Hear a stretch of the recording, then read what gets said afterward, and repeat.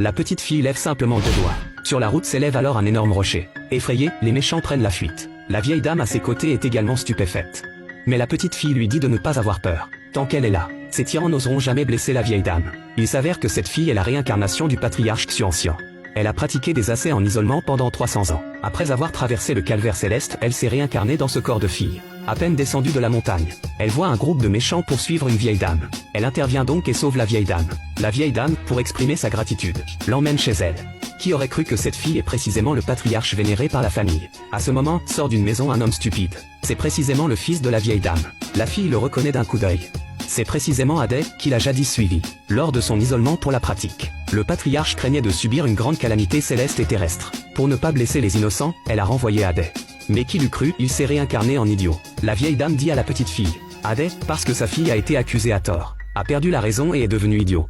Même toutes ses forces de toute une vie ont disparu complètement. Aujourd'hui, la branche collatérale de la famille vise la maison ancestrale de la famille de l'idiot. Chaque jour, il maltraite ce couple mère et fils. Les paroles ne sont pas encore tombées. Le père et la fille de la branche collatérale arrivent avec des hommes pour chercher querelle. Ce sont précisément le groupe qui a poursuivi la vieille dame dans la journée.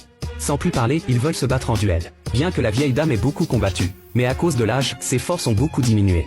La vieille dame est accidentellement vaincue par la méchante fille de la branche collatérale et renversée par terre. La méchante fille insolente menace de s'emparer de la maison ancestrale. Comment la petite fille laisserait-elle réussir? Elle demande immédiatement de combattre à la place de la vieille dame. Pourtant, ses paroles sont raillées par l'adversaire, se moquant de la petite fille qui parle avec insolence. Parce que la méchante fille la méprise complètement. La vieille dame aussi lui conseille de ne pas se montrer trop hardie.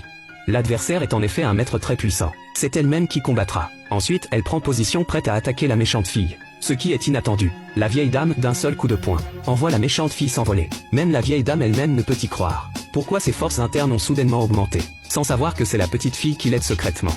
Après ce coup de main, les forces de la méchante fille sont complètement hors de contrôle. Le deuxième oncle, voyant son plan échouer, profère immédiatement des menaces. Il va complètement vaincre la branche de la vieille dame lors du tournoi familial dans 3 jours. La petite fille craint que la vieille dame, âgée et faible, décide de les aider à gagner le tournoi. Ensuite, la petite fille va devant Adé, et lui demande ce qu'il aime faire le plus habituellement. Adé répond qu'il aime chanter. Alors, la petite fille murmure des lois et commence à mobiliser ses forces. Transmet dans l'esprit d'Adé un manuel d'arts martiaux adapté à sa pratique. Ensuite, elle lui dit, tant que Adé chante cette berceuse, il pourra activer la technique précédente. En un clin d'œil, le jour du tournoi arrive. Les membres de la branche collatérale arrivent menaçants. La fille emmène calmement Adé monter sur le ring. Mais Adé est dans le désarroi. La technique qu'il utilise n'a aucune puissance destructive. Il est finalement vaincu par l'adversaire et renversé par terre. Le premier round se termine par une défaite regrettable. Voyant cela, l'adversaire commence à réclamer les biens familiaux. La vieille dame est sur le point d'abandonner lorsque la fille dit à la vieille dame, le prochain match, ils gagneront certainement. Ensuite, elle rappelle à Adé de ne pas être nerveux. Puis, elle chante la berceuse qu'elle lui a transmise une fois. Voyant cela, les spectateurs en bas se moquent d'eux. Dans un tournoi de combat, on chante une berceuse.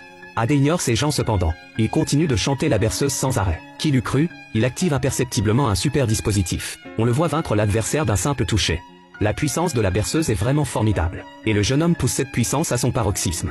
Mais la branche collatérale vaincue ne les laissera pas partir si facilement. Ainsi, elle engage secrètement un maître pour installer un dispositif inversé. Adé utilise toutes ses forces pour attaquer mais son attaque est neutralisée. Il ne comprend pas ce qui se passe. L'adversaire déploie une série de coups de poing combinés. Sans défense, Adé est renversé. Le tyran crie qu'il fera disparaître toute la descendance d'Adé. Au moment critique, la fille découvre que c'est ce dispositif inversé qui perturbe secrètement. Juste au moment où le tyran est sur le point de tuer Adé, la petite fille ouvre soudain les yeux. D'un seul coup de main, elle envoie le tyran devant elle s'envoler loin. Ensuite, elle murmure à nouveau un sort. Elle active le puissant dispositif du baga céleste et terrestre. Dans le ciel, en un instant, apparaît un motif de dispositif. Tout le monde est stupéfait par cette scène.